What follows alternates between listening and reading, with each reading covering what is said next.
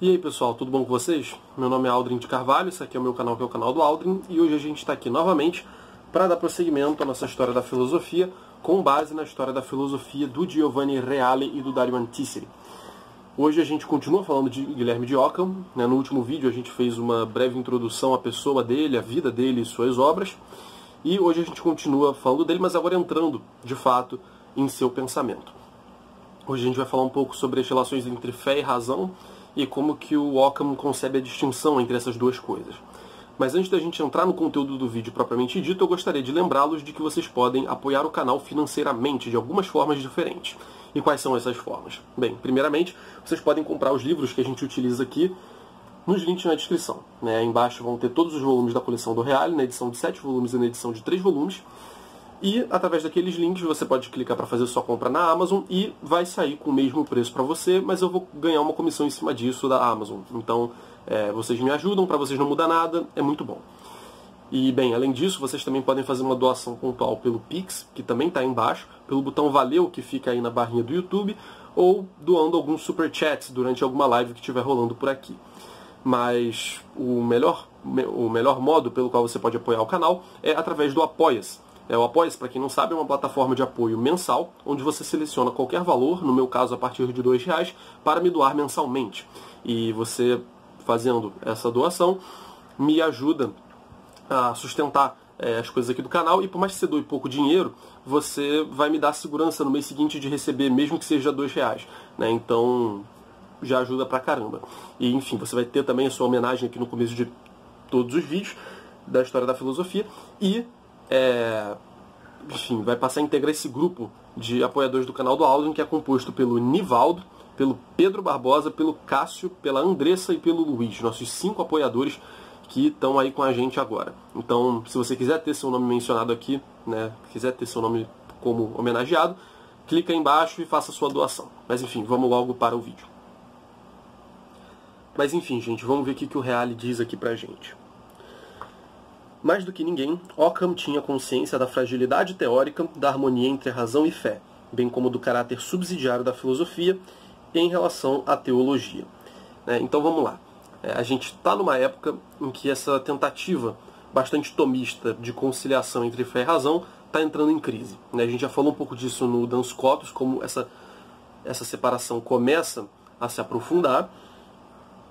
E aqui no Ockham, a gente vai ver aqui, como o Reale diz, ele parece ser aquele que mais tem consciência da fragilidade teórica dessa tentativa de conciliação. Então, a gente vai ver como isso, neste autor, assume um grau muito mais elevado. Essa distinção, essa separação entre fé e razão, aparece como algo muito mais denso, como a gente já vai ver. As tentativas de Tomás, Boaventura e Escoto, no sentido de mediar a relação entre razão e fé com elementos aristotélicos ou agostinianos, através da elaboração de complexas construções metafísicas e gnoseológicas, pareciam-lhe inúteis e danosas. Então a tentativa de conciliar fé e razão para o Ockham é inútil. E não apenas inútil, não apenas não cumpre o propósito que ela pretende alcançar, ou seja, o de operar de fato uma conciliação entre fé e razão, mas também é algo danoso, algo que vai trazer prejuízos, algo que não vai fazer bem para o raciocínio. E ele diz aqui, que o plano do saber racional, baseado na clareza lógica, na clareza e evidência lógica, e o plano da doutrina teológica, orientado pela moral e baseado na luminosa certeza da fé, são planos assimétricos, portanto não podem ser comparados. Mas vejam aqui como ele atribui, então, ao saber racional um caráter de evidência, de lógica e de certeza, aliás, e de clareza, perdão. Então as distinções são muito claras, o raciocínio pode operar com conceitos muito bem definidos. Isso no plano do saber racional. Mas agora, no plano da doutrina teológica, a gente tem uma orientação que adquire a sua coesão, o seu sentido na fé, que é algo revelado, que é algo revelado por Deus. É algo que a gente não consegue conhecer com a nossa razão diretamente. E ele diz aqui ainda que a doutrina teológica é orientada pela moral, no sentido de que a gente, quando faz especulações teológicas, isso tem um fim, de certa forma, prático, que é o fim de nós nos aprimorarmos enquanto seres humanos, e assim alcançarmos a santidade, né? Entendemos como é que a gente tem de viver a nossa vida cristã, como a gente deve entender Deus para que nós possamos nos santificar.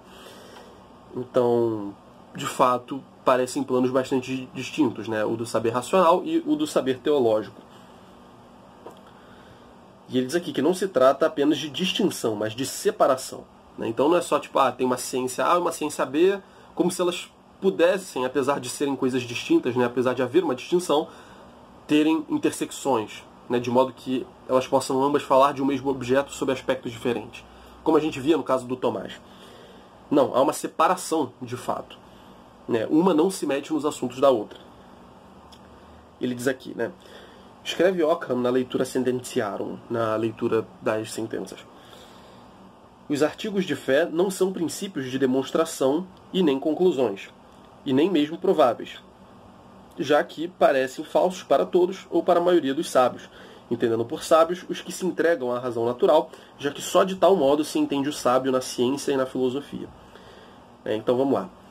Os artigos de fé, né, as coisas que a fé nos diz, eles não são princípios de demonstração, nem conclusões de raciocínios, e também não são nem prováveis, né? Isso aqui vai ter bastante relação com o que a gente vai estudar ainda do Ockham. Inclusive, enfim, essa é uma relação que dá pra gente traçar, mas que ele não é explorada nesse momento aqui pelo Reale.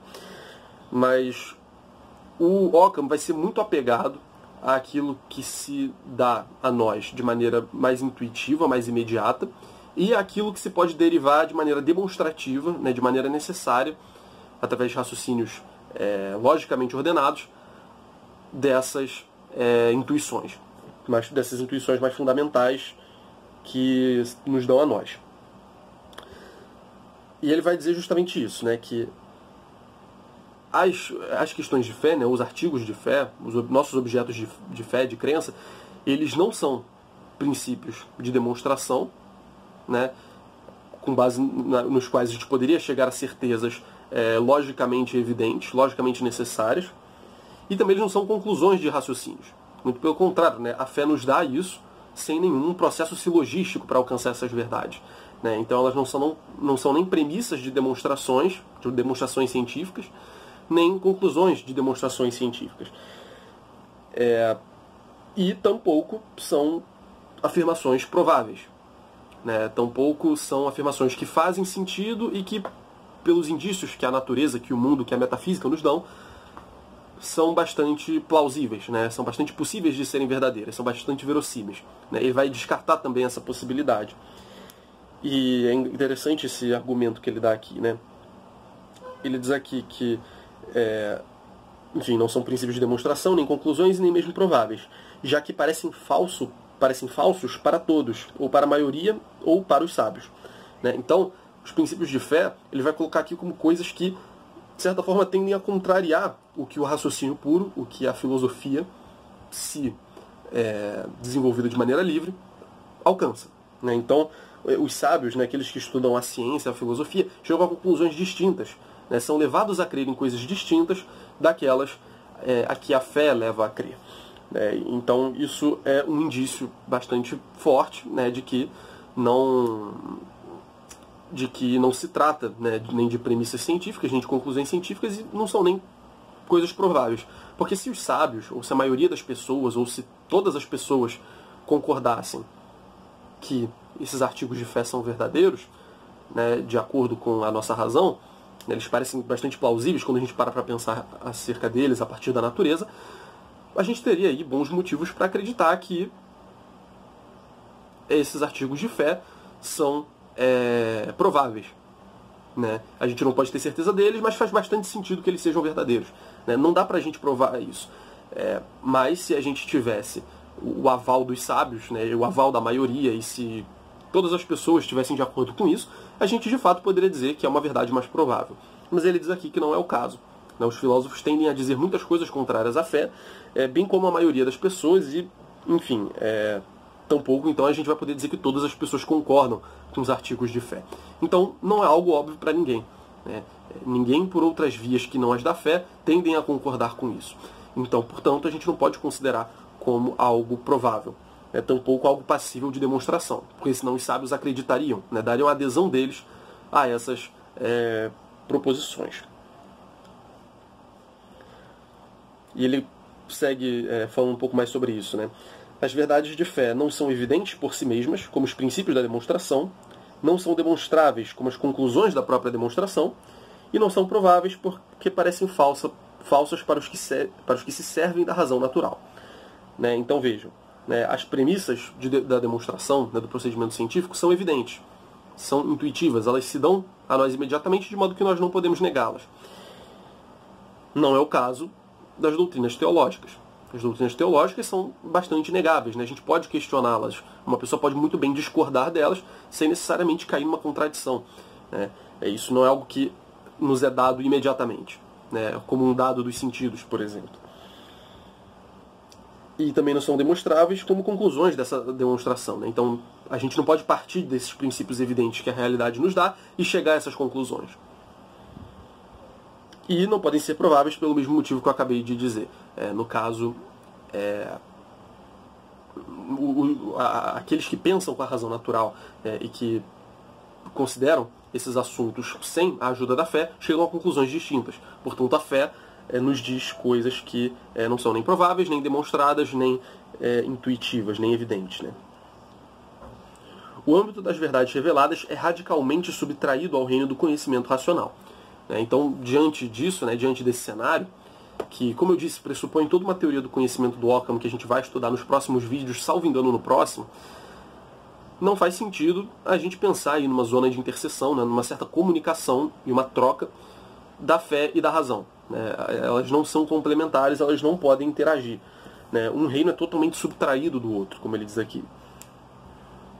A filosofia não é serva da teologia, que não é mais considerada ciência, mas sim um complexo de proposições mantidas em vinculação não pela coerência racional, e sim pela força de coesão da fé. Então vejam, né?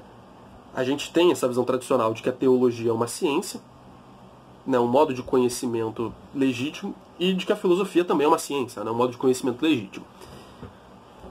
A gente pode estabelecer relações entre essas ciências, como a gente pode estabelecer com outras, né, entre outras ciências. E aí existem várias tendências aí, né, de como relacionar a teologia com filosofia. Às vezes coloca-se a filosofia acima da teologia, como aconteceu muito no mundo árabe. Às vezes inverte-se os polos, como foi uma posição bastante comum no mundo cristão. E a gente tem posições mais concordistas, por assim dizer, como a de Tomás de Aquino, que tentam harmonizar as duas coisas, não necessariamente uma coisa fiscalizando a outra, mas enfim, é um pensamento que é marcado por uma crença de que essas duas ciências chegam às mesmas conclusões no fim das contas, né, e, portanto, não podem se contradizer, já que estão falando da mesma realidade, que é o cosmos, enfim, que é Deus e é o homem e tudo. Independentemente de qual objeto elas queiram analisar, vão sempre estar analisando objetos comuns. Portanto, as conclusões a que elas devem chegar devem ser comuns. Então, existe esse tipo de pensamento, né? Principalmente aquele segundo o qual a filosofia seria uma serva da teologia. Mas aí o Occam vai negar isso justamente porque a teologia ela deixa de ter esse status de ciência. Né? Ela passa a ser não mais um complexo de proposições mantidas em vinculação pela coerência racional, ou seja, pelo fato de elas fazerem sentido entre si e serem demonstráveis, né, e dedutíveis uma parte da outra, desse sistema, mas por uma coesão da fé. Né? Então é exclusivamente a fé que faz com que as doutrinas da fé façam sentido. E nesse contexto e em tal direção, Occam transformou outra verdade cristã, a suprema onipotência de Deus, em instrumento de dissolução das metafísicas do cosmos que se haviam cristalizado nas filosofias ocidentais de inspiração aristotélica e neoplatônica. Vou seguir lendo aqui, depois eu volto para comentar. Se a onipotência de Deus é ilimitada e o mundo é obra contingente de sua liberdade criadora, né, Deus criou o mundo de maneira livre, então, diz Occam, não há nenhuma vinculação entre Deus onipotente e a multiplicidade dos indivíduos finitos, singularmente, além do laço que brota do puro ato de vontade criadora da parte de Deus, e, portanto, não tematizável por nós, mas conhecido apenas por sua sabedoria infinita. Então, vamos lá.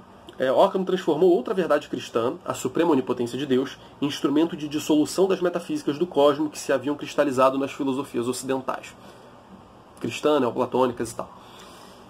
Então, vejam, isso é algo que vai ficar muito claro ao longo dos próximos vídeos. Mas o Occam, ele partindo dessa verdade revelada, que é a onipotência de Deus, ele vai começar a dissolver os sistemas metafísicos, justamente porque eles vão passar a ser vistos como formas de limitar a ação de Deus, né? Se a metafísica estabelece que o cosmos funciona de uma determinada maneira, né, tem certos padrões, né, é composto de substâncias e os acidentes só existem nas substâncias, as substâncias existem por si, e que algo em ato é em potência, não pode ser e não ser simultaneamente sob o mesmo aspecto, né? Se existem metafísicas que delineiam esse quadro dentro do qual o cosmos segue seu movimento, né? Ele existe dentro dessas regras que a metafísica estabelece, isso vai passar a ser visto como uma certa limitação da onipotência de Deus, né? Vamos pegar o exemplo da substância dos acidentes que eu mencionei. Se um acidente, ele, justamente por ser um acidente, tende a existir numa substância, alguém poderia levantar a pergunta de se Deus, que é onipotente, poderia criar um acidente sem substância, né? Fazer com que subsistisse na realidade um acidente sem substância. Então, por exemplo, uma cor branca existindo sem estar em nada, né? Uma cor branca, como se diz geralmente para explicar esse tipo de coisa, uma cor branca andando por aí, sem algo que seja branco, né? Simplesmente a cor branca. Deus poderia fazer isso? É uma pergunta que a gente poderia se levantar, né? E o Occam vai perceber que aceitar essas proposições metafísicas justamente apresentam aliás, aceitar essas proposições metafísicas é criar um impasse para a onipotência de Deus, né? Porque, bom, se o acidente só pode existir na substância, né, isso é uma regra absoluta necessária para toda a realidade, é claro que, enfim, aparentemente a onipotência de Deus fica limitada nesse contexto, né? Porque ele não pode criar um acidente que não esteja numa substância. Então, vejam como tudo na metafísica, a partir desse exemplo, parece criar uma regularidade no cosmos necessária, né? E que, portanto, contraria a contingência do mundo que foi criado por Deus de maneira livre, né? Se Deus criou o mundo de maneira livre, o mundo poderia não existir, e o mundo poderia ser diferente, Deus poderia ter feito as coisas de outro jeito. Então a metafísica parece justamente como certas amarras de um modo pelo qual Deus deveria ter feito o mundo, né? A formação de um sistema metafísico parece impor uma certa necessidade à criação de Deus e ao modo como a criação de Deus funciona. Portanto, né, partindo da onipotência de Deus, o Occam vai partir para esse projeto de demolição dos sistemas metafísicos. E a gente vai estudar isso com mais calma nos próximos vídeos. E, bem, então se a gente acaba com esse sistema metafísico, né, se não existem formas suprassensíveis, nem princípios metafísicos, nem nada desse tipo, não há nenhuma vinculação entre Deus onipotente e a multiplicidade dos indivíduos finitos, além do laço que brota de puro ato de vontade criadora da parte de Deus. Então, o vínculo que existe entre Deus e as criaturas simplesmente é o ato de vontade dele, de ter criado essas criaturas. Não existe nenhum intermediário. Deus não age no mundo através de motores intermediários, ou Deus não age no mundo, não organiza o mundo através de formas suprassensíveis que servem de modelo. Não, Deus faz tudo isso diretamente.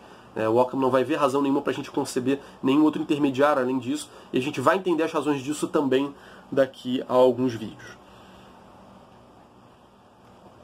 E aí ele diz aqui, né? Então, o que são os sistemas de exemplares ideais, de formas platônicas ou de essências universais, propostos por Agostinho, Boaventura e Escoto como intermediários entre o Logos divino e a grande multiplicidade das criaturas, se não resíduos de razão soberba e pagã?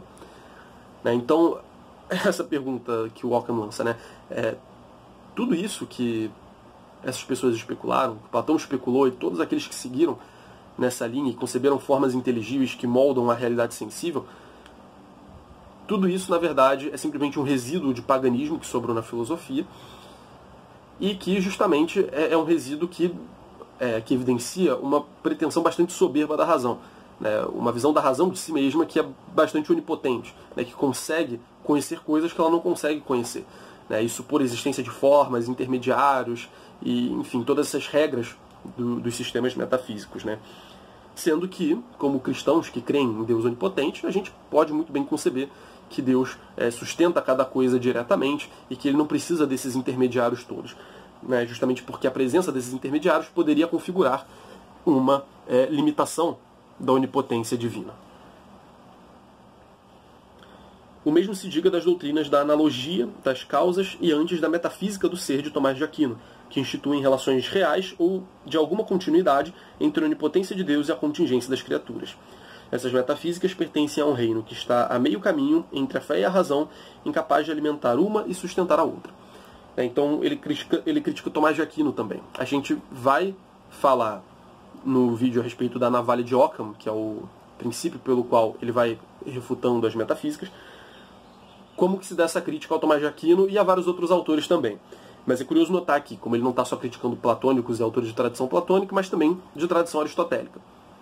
Evidentemente que essas coisas se misturam na Idade Média, né? Isso não é tão divididinho assim.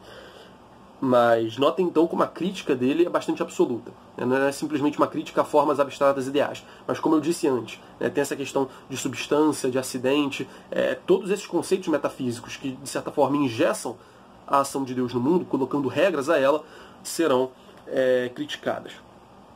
E como ele diz aqui, essas metafísicas pertencem a um reino que está a meio caminho entre fé e razão. Então não são nem questões de fé, nem questões de razão. Elas acabam tentando seguir o meio do caminho e justamente por isso acabam não atendendo às exigências nem de um lado nem de outro. Enfim, com base em tudo isso que eu disse, com base nessa separação radical entre filosofia e teologia. Agora, eu vou avançar alguns capítulos aqui, alguns itens aqui, porque o Reale, nesse item 3, ele fala sobre a relação entre filosofia e teologia, mas ele traz de novo a questão de Deus aqui no item 9, e que funciona em continuidade com isso que a gente disse até agora. Enfim, como é que fica a existência de Deus diante de toda essa dissolução? Diante de toda essa separação, diante dessa crítica que o Occam faz. Vamos ver aqui. No contexto das exigências lógicas, bem como da teoria do conhecimento, deve-se dizer que Occam exclui toda a intuição de Deus, e no que se refere ao conhecimento abstrativo, que parte dos entes do mundo, ele destaca toda a incerteza deste. Então vamos lá. Isso que ele diz agora, novamente pressupõe algo que ele ainda vai dizer, que diz respeito à distinção entre conhecimento intuitivo e conhecimento abstrativo. Mas com base no que eu disse agora há pouco, vocês conseguem visualizar bem do que eu estou falando. Como que a gente pode conhecer Deus? Conhecimento intuitivo ou por um conhecimento abstrativo? Bem, não é por um conhecimento intuitivo. De fato, Deus não se dá imediatamente a nenhum de nós. Ele não é evidente, senão ninguém duvidaria dele. Outras coisas são evidentes, como o fato de que a grama é verde, por exemplo, de que um quadrado tem 4 lados e assim por diante. Agora, que Deus existe, isso não é intuitivo a nós. E a gente não sabe disso imediatamente. Isso é algo que a gente descobre por fé. Então não, nós não temos intuição de Deus. Mas também não temos conhecimento abstrativo de Deus, que é um conhecimento que parte dos entes do mundo. Inclusive ele destaca, o Occam destaca toda a incerteza que vem desse conhecimento abstrativo. Que, enfim, parte do conhecimento intuitivo, mas vai se distanciando dele aos poucos. Isso vai fazer muito mais sentido depois que a gente explicar o conhecimento abstrativo no próximo vídeo. E aí, falando da possibilidade de conhecimento intuitivo de Deus, afirma com muita decisão que não é possível ao homem conhecer Deus intuitivamente por via puramente natural. Então, vejam, aparece aqui com essa frase, ele não está descartando experiências místicas, por exemplo, pelas quais Deus se revelaria de maneira direta. Mas ele está falando aqui de um conhecimento natural. De fato, nos nossos mecanismos humanos de conhecimento, a gente não tem intuição de Deus. Ele não se dá imediatamente a nós como a existência do mundo nos dá, como a existência das coisas nos dá. Isso, de fato, a gente não tem. E quanto ao conhecimento a posteriori, ele critica as provas de Tomás e de Escoto, persuadido de que nenhuma delas é de fato satisfatória. Então, a posteriori, ele vai considerar também que todas as provas que foram dadas até agora não conseguem provar Deus. E ele faz aqui uma proposta de um argumento para a existência de Deus que parte de um argumento que é bastante tradicional e que tem uma formulação bastante conhecida em Tomás de Aquino, nas primeiras vias, que ele diz assim: fazendo cair a metafísica do ser, ele considera que, mais do que em causas eficientes, como faz a segunda via de São Tomás, é preciso se basear nas causas conservantes, ou seja, sobre as causas que mantêm as coisas em seu ser. Então, ele vai mudar o foco do argumento, né? Não mais vai falar daquelas causas que se encontram anteriormente às coisas e que as causam externamente. Enfim, aquela ideia de causa eficiente bastante tradicional, mas vai falar em causas que estão o tempo todo ali sustentando a existência das coisas. Por que isso, né? A diferença entre essas duas causas se dá justamente porque uma causa eficiente, para ser causa eficiente, ela não precisa estar o tempo todo atuando ali, sustentando aquele ente do qual ele é causa na existência. Uma causa eficiente, ela pode causar eficientemente e sair depois. Por exemplo, um artesão com uma cadeira. Aliás, a maior parte dos exemplos de causalidade eficiente são desse jeito. Um artesão, um marceneiro fabrica uma cadeira, uma mesa, e ele não precisa ficar o tempo todo ali construindo a mesa para que a mesa permaneça construída. Uma vez que ele constrói a mesa, aquilo ganha uma existência própria, independente da causa eficiente. A causa eficiente se retira, portanto, depois do processo de fabricação daquilo. Uma vez que o efeito da causa eficiente está realizado, a causa eficiente já não tem mais nada com aquilo. Não precisa ficar sustentando aquilo no ser. Tanto que senão a gente precisaria aqui na minha mesa, na minha cadeira, na minha estante, precisaria do marceneiro ali o tempo todo, martelando e fazendo com que esses objetos continuassem existindo. Mas não é o caso. Isso não é necessário. Então aí a gente teria uma diferença entre uma causa eficiente e uma causa conservante. A causa conservante, então, ao contrário da causa eficiente, precisaria estar ali em atividade o tempo todo sustentando alguma coisa no ser, sustentando o seu efeito. E uma vez que cessa a causa conservante, ela não está mais conservando seu efeito, portanto o efeito também se esvanece. Enfim, então ele vai dizer aqui que um bom argumento para a existência de Deus deveria se focar antes numa causa conservante, na busca por uma causa conservante, e não tanto pela busca por uma causa eficiente. A razão pela qual Ockham prefere esse tipo de argumentação parece ser a seguinte: a realidade da causa conservante é tal no ato em que expressa a potência que faz ser e não ser, que conserva e não conserva. Por isso, a certeza de sua existência está ligada à existência em ato do mundo, que necessita a cada instante ser mantido no ser. Então, o fato do mundo estar em ato, o fato do mundo ter ser o tempo todo, pressupõe algo que esteja dando o ser a ele.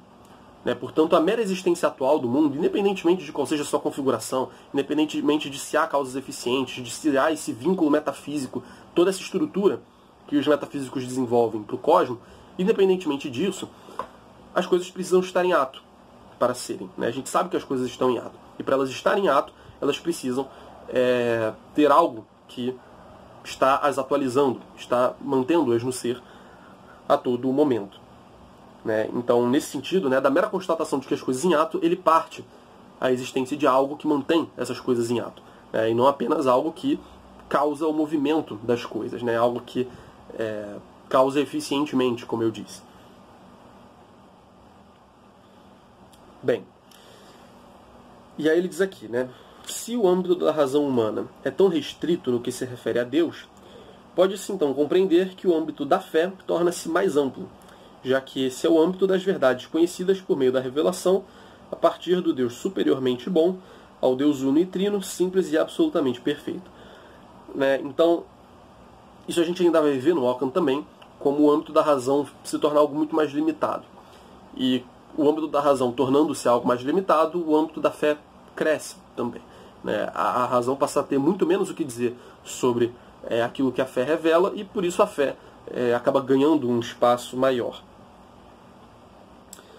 Pois bem, também a propósito dessas verdades teológicas, a razão humana deve abandonar a mania de argumentar, de demonstrar ou de explicitar. Então, a gente não deveria ficar buscando tentativas para unir fé e razão, justificar alguma coisa que está na Bíblia, alguma coisa que a fé nos revela, que Deus nos revelou, novamente, porque são âmbitos diferentes. A razão não tem nenhuma função de relevo nesse âmbito, mas não porque as verdades teológicas sejam todas e somente de índole prática e não cognoscitiva. Com efeito, há afirmações de caráter especulativo, como Deus criou o mundo, Deus é unitrino, etc. Então, vejam bem, não se trata aqui de uma distinção com base no fato de que a teologia fala de ações, fala de doutrinas práticas, e a filosofia de doutrinas teóricas, especulativas, como ele chama aqui. Não, porque há afirmações teológicas que têm um caráter especulativo.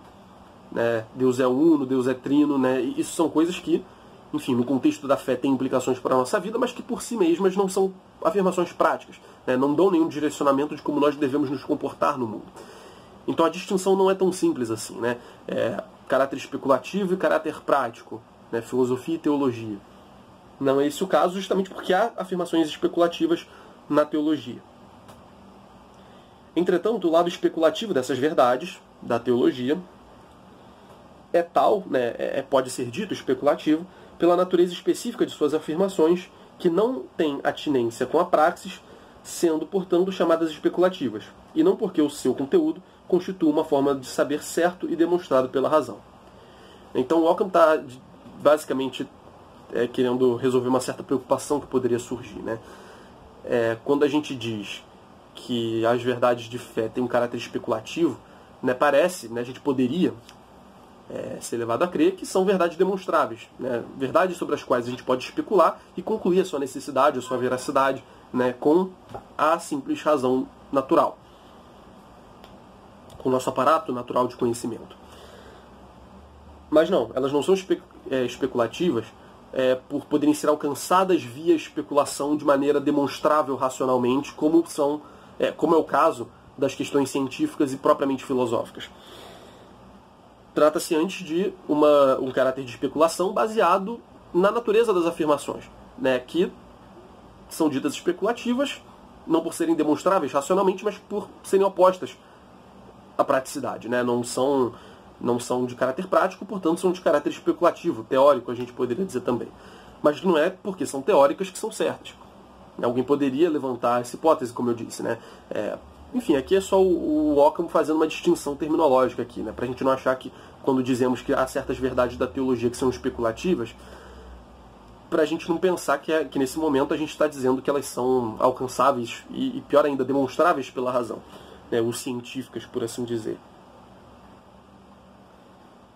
No que se refere a Deus, a razão tem papel irrelevante, superada pela intensa luminosidade da fé. Juntamente com a construção metafísica da escolástica, Ockham obviamente derruba também toda uma série de pretensões da razão. Então, uma vez que ele nega todo esse quadro metafísico, pelas razões que a gente já explorou um pouco, né? Tem essa questão de salvaguardar a onipotência divina e algumas outras razões que a gente ainda vai estudar, que obviamente estão bastante ligadas com a questão da onipotência ainda. Ele também vai acabar derrubando e negando uma série de afirmações feitas pelos metafísicos, pelos filósofos. Né? Vai negar muitas coisas que eles pretendiam conhecer. E ele diz aqui, né, que para ele a verdadeira função do teólogo não é a de demonstrar pela razão as verdades aceitas por fé, mas sim demonstrar a altura daquelas verdades, demonstrar a insuficiência da razão.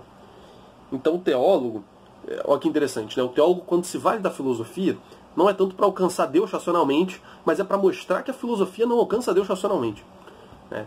O teólogo, quando for fazer uso da filosofia, é justamente para enfatizar a distância que existe entre uma coisa e outra, e não tanto para aproximá-las. E olha que interessante. Né? Como se ele estivesse pegando um instrumento, usando e mostrando que não serve para aquilo. Né? É como se você fosse tentar pregar um prego com uma chave de fenda. Você vai tentar pregar o prego com a chave de fenda, mas não, a chave de fenda serve para outra coisa. Né? É de um outro domínio de atividade. Né? Você vai fazer outra coisa com a chave de fenda. É um método que serve para outro tipo de coisa. Mas para você pregar algo, você precisa de um martelo. Né? Então, bem... Então vejam, né? Então é como se justamente para o cara, quando um pedreiro, sei lá, precisasse pregar um prego, ele pegasse uma chave de fenda e usasse só para demonstrar, olha, a chave de fenda não funciona nesse contexto, precisa de um martelo. É basicamente essa atitude do teólogo com relação à filosofia. Ele faz uso dela justamente para mostrar a sua insuficiência. Mostrar que a teologia, a fé, é mais relevante no âmbito específico do estudo que lhe concerne. Desse modo, Ockham pensa instituir um conceito de razão mais rigoroso, reduzindo-a aos seus legítimos limites. ao mesmo tempo em que salvaguarda a especificidade e a alteridade em relação à razão das verdades de fé. Então também não está desprezando a filosofia, né? Está só separando e situando cada uma das coisas, né? Limitando cada uma delas e mostrando a sua especificidade, né? Cada uma tem o seu âmbito específico, cada uma fala de algo específico. Os ditames da fé estão presentes como puros dados da revelação, na sua beleza original, sem os europeus da razão. Então, os dados da revelação, né, a gente não deve ficar especulando em cima deles filosoficamente, né? Eles têm que ser aceitos da maneira mais pura, como eles chegam a nós. Sua aceitação deve ser exclusivamente ao dom da fé, né? E não a uma razão que se debruça sobre eles e vê se eles fazem sentido, né? É meramente não porque ele está colocando a fé como algo muito importante, mas assim, é simplesmente uma questão de fé. A razão não tem um papel aí. A fé é o fundamento da vida religiosa, assim como é da vida cristã. Enquanto o esforço da escolástica moveu-se na direção da conciliação entre fé e razão, com mediações e construções de diversas dimensões, o esforço de Ockham se orienta no sentido de derrubar tais mediações, apresentando como separados, mas com todo o seu peso, o universo da natureza e o universo da fé, estudados respectivamente pela filosofia e pela teologia. Então, enquanto todo mundo tentou conciliar as coisas, estabelecer relações, o Ockham simplesmente separa e fala, olha, não. Ele só está distinguindo e separando mesmo. E aí é legal, porque o Reale comenta algo aqui, né, com base em formulações dessa relação entre fé e razão que a gente já viu em outros autores. Ele diz aqui, não mais intelligo ut credam, nem mais credo ut intelligam, e sim credo et intelligo. Então eu não mais entendo para crer, nem mais creio para entender, e sim creio e entendo. Essa partícula e aí, essa conjunção, note como ela estanca as duas coisas como coisas distintas, né? Eu creio e eu entendo. Mas são duas coisas diferentes, né? Uma coisa não leva a outra. Não existe uma implicação mútua, uma relação de causalidade, talvez, entre o meu crer e o meu conhecer, ou o meu conhecer e o meu crer. Não há isso. E a gente já viu como outros filósofos da Idade Média tentaram sustentar essas outras posições, né? Então, há aqueles que disseram que nós entendemos para crer, né? Então as verdades de fé são apresentadas, a gente pensa sobre elas, vê que elas fazem sentido, e entendendo o que elas nos dizem, né, compreendendo as suas razões, a gente as aceita. Por outro lado, há aqueles que disseram que nós primeiro cremos e depois entendemos. É justamente porque só quando você já está situado no contexto da fé, você consegue ter o dom de se aprofundar mais nas razões daquilo, né? Mas isso não é um motivo para a sua conversão. Você primeiro crê, primeiro você se converte, primeiro você aceita, e depois você passa a conseguir pensar acerca dessas verdades, uma vez que elas já estão aceitas e você já está de posse delas. Mas, justamente, o Ockham vai negar esse tipo de interação, né? Você crê e entende. Você crê nas verdades da fé e você entende nas verdades da natureza, do mundo, do cosmos. Então, vejam como a posição dele é bastante distinta de tudo que a gente viu até agora. Porque tudo que a gente viu até agora meio que se enquadrava, tendia a se enquadrar em uma dessas duas posições. E aqui com Ockham a gente vê uma distinção muito mais acentuada, e cujas razões a gente já deu um pouco nesse vídeo, mas que a gente vai continuar dando nos próximos vídeos, quando a gente aprofundar esse lado da razão, aprofundar o que é o conhecimento humano, como ele funciona, e aí muitas coisas do que foram ditas agora neste vídeo aqui vão ficar muito mais claras, vão ter as suas razões evidenciadas. Mas enfim, isso, como eu disse, é assunto para o próximo vídeo. Mas enfim, gente, esse foi o vídeo. Eu espero muitíssimo que vocês tenham gostado. Não se esqueçam de deixar um like aí embaixo, se inscrever-se no canal, colocar um comentário, esse tipo de coisa. E o mais importante, divulguem o vídeo para que vocês acharem que possa se interessar. Não se esqueçam também de que vocês podem apoiar o canal financeiramente pela via que vocês preferirem. E, bem, é isso, pessoal. Um abraço. Valeu.